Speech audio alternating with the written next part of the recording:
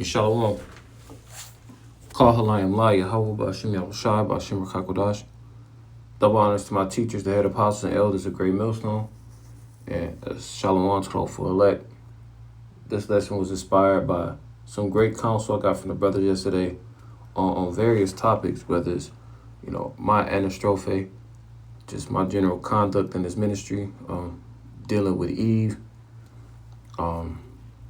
It was a lot of things that came out through being around older brothers. The things that were helpful to my walk, I'm applying them to the best that I can. The things that I might not understand, you just listen and see things play out, and then you draw back on certain experience. I mentioned that in my lesson the other day. We went into the word prudent. So without further ado, this is Proverbs 27:9. It says, ointment and perfume rejoice the heart. So doth the sweetness of a man's friend by hearty counsel. And read this same passage in the NLT. It says, the heartfelt counsel of a friend is as sweet as perfume and incense. So the things the brother was saying was coming from the heart, but most importantly, coming from the spirit. And that's the spirit, because this word here for hearty is napash.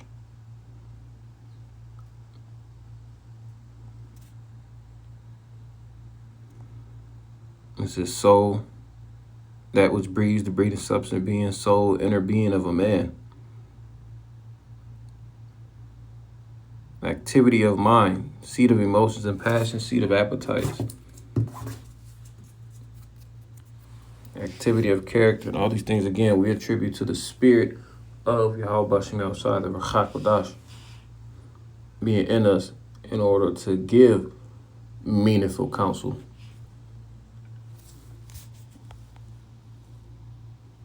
This is Proverbs 25:11. It says, a word fitly spoken is like apples of gold and pictures of silver. And again, NLT, it says, timely advice is lovely, like golden apples in a silver basket. Like I mentioned to the brother yesterday, like, oh shit, we all catching hell. We all had those moments where, we lack clarity. We even talked about yesterday how the ministry is full of ebbs and flows, and it's going to be times where you feel up and you feel great. There's going to be times where you feel like shit. But the words that I received yesterday were right on time. You could not make it up.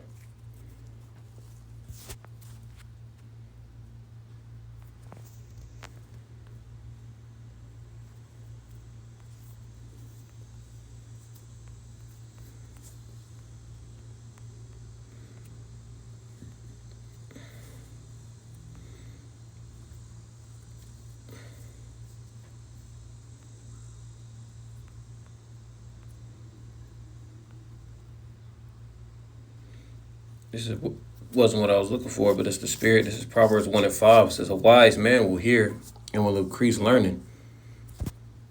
We got 2 ears and 1 mouth. So your ability to be quiet, read the room, actually analyze things to the spirit, you're going to digest things. And you're going to be able to apply those to your walk on and off the camera. And a man of understanding shall attain unto wise counsels. So the wisdom knowledge of the scripture being applied, it's men of the Lord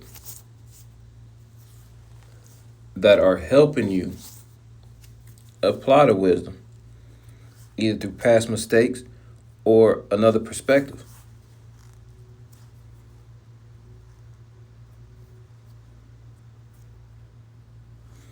Proverbs 11:14, it says, where no counsel is, the people fall, but in the multitude of counselors there is safety. Right? That's why the scriptures talk about not doing anything without counsel.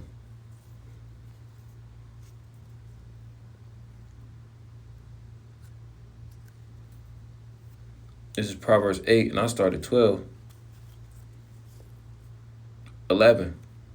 For wisdom is better than rubies, and all the things that may be desired are not to be compared to it. You can go to Joel 28. This wisdom surpasses gold, silver, pearls, topaz, all the different precious stones. And the foundation of wisdom, precept upon precept, line upon line, Pursuant to Sirach 19, the foundation of that is fearing the Lord. It says, I, wisdom, dwell with prudence. And again, going back to that word prudence.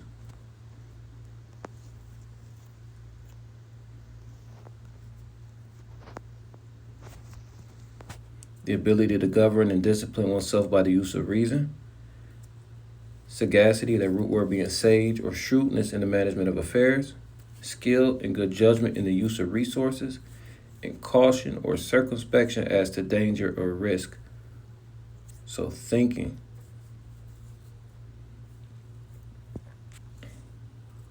Relying on past experiences, being resourceful.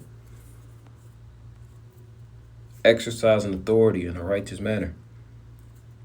All these things tied into prudence, and as well as looking forward to your going in a righteous sense. Verse 12, I, wisdom, dwell with prudence and find out knowledge of witty inventions. And an invention could be a plot or a plan. The fear of the Lord is to hate evil, pride and arrogancy and the evil way, and the froward mouth do I hate. Let's get that word froward.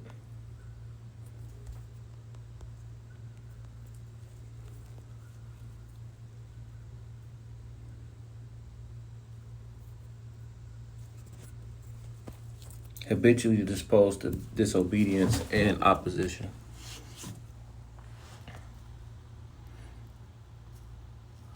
So with that wisdom, again, the fear of the Lord and wisdom being synonymous, the fear of the Lord is to hate evil and pride and arrogancy and the evil way and the froward mouth, or the habitually disposed to disobedience person.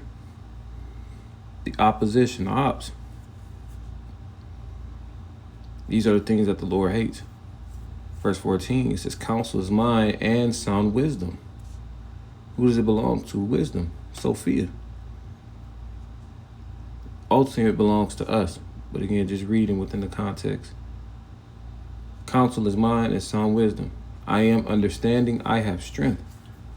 By me kings reign and princes decree justice. Again, look at the righteous kings that we had. In particular, two kings I'm thinking of is King Solomon, obviously because we're in Proverbs, and King David. Men after the Lord's heart. Think about when Solomon handled the matter with the two prostitutes. We know Yahweh Shem Shai is in control of the minds of the kings. He's in control of all things. Small, great, the things seen and unseen.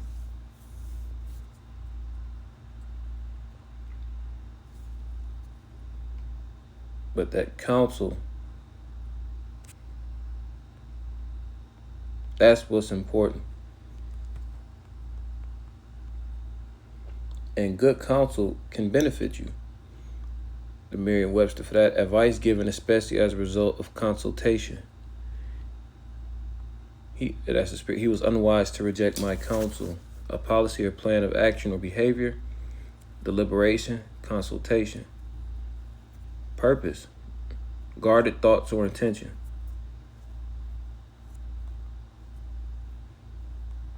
To consult too. Let's see if it says anything different in the etymology. Advice or instruction given. And the scriptures talk about in Proverbs and various other wisdom chapters about instruction.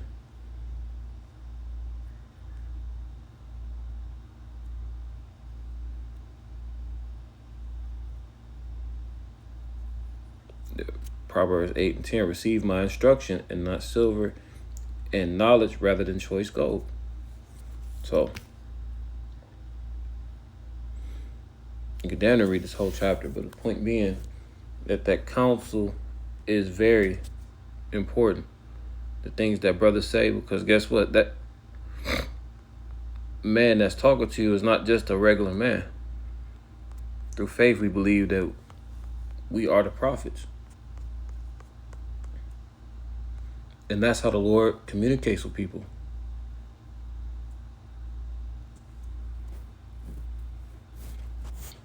This is Sirach or Ecclesiasticus chapter 40. In verse 25 it says, gold and silver make the foot stand sure, but counsel is esteemed above them both.